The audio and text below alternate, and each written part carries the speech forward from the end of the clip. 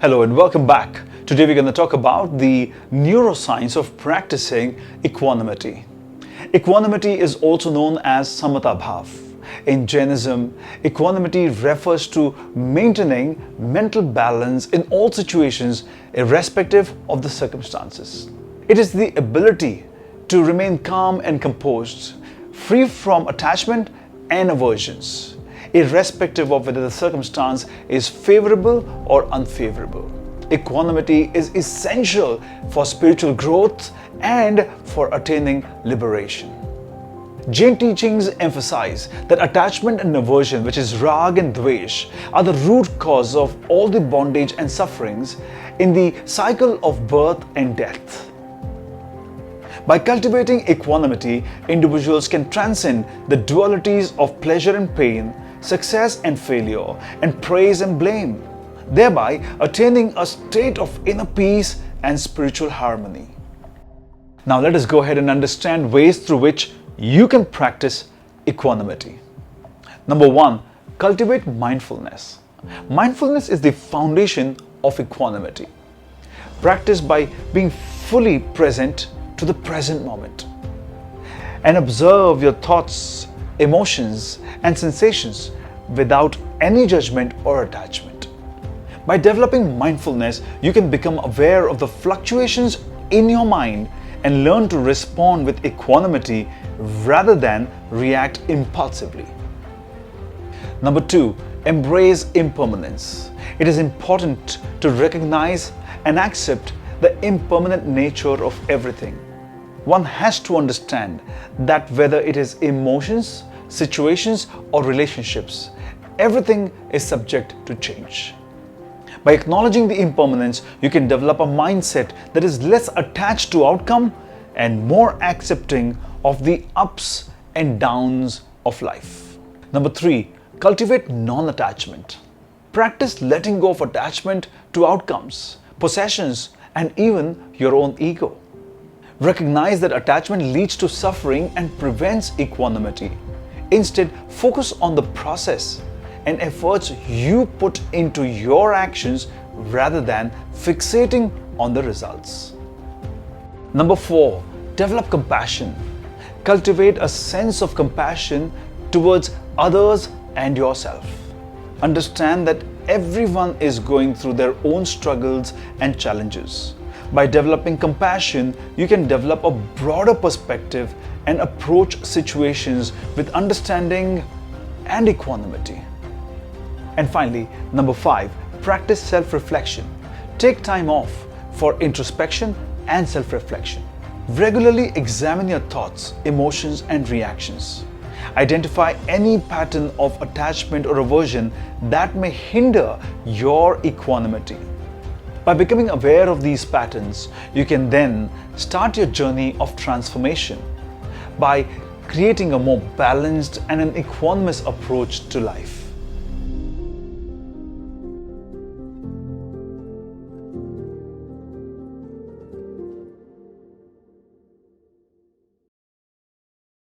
And now let's get to the most exciting part of this video, the neuroscience of equanimity. Let us explore how equanimity practices impacts our brain and how it affects our cognitive and emotional processes. Research in neuroscience has begun to shed light on the underlying neuromechanics involved in the practice of equanimity. And here are a few key findings. Number 1, prefrontal cortex activation. Studies have shown that equanimity practices such as mindful meditation can increase activity in the prefrontal cortex, particularly in the dorsolateral prefrontal cortex and ventromedial prefrontal cortex. These regions are associated with attention regulation, emotional regulation, and cognitive control. Increased activation in these areas can help an individual to maintain a state of calm and balanced awareness. Number 2, amygdala regulation. The amygdala is a brain structure involved in processing emotions, particularly fear and anxiety. research has demonstrated that equanimity practices can lead to reduced amygdala reactivity and increased connectivity between the amygdala and prefrontal region. This suggests that equanimity practices can help regulate emotional responses and reduce reactivity to stresses. Number 3.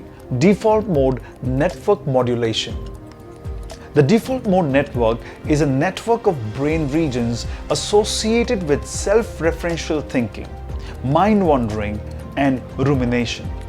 Studies have shown that equanimity practices can lead to decreased activity in the DMN, suggesting a reduction in the self-referential and ruminating thought patterns.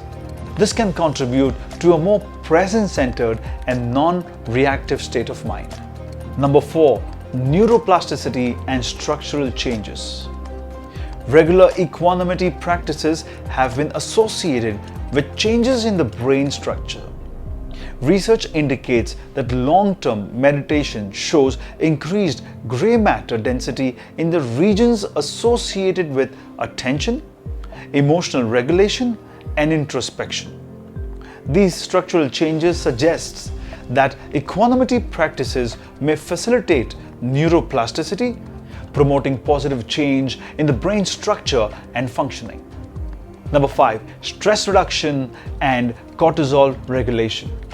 Equanimity practices have been found to decrease psychological markers of stress, such as cortisol levels.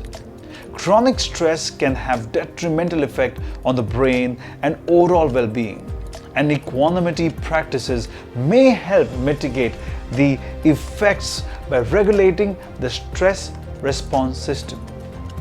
While the neuroscience of equanimity is still a growing field, but these findings can give us great insights about the neural mechanics involved in equanimity and how they can impact our cognitive and emotional processes.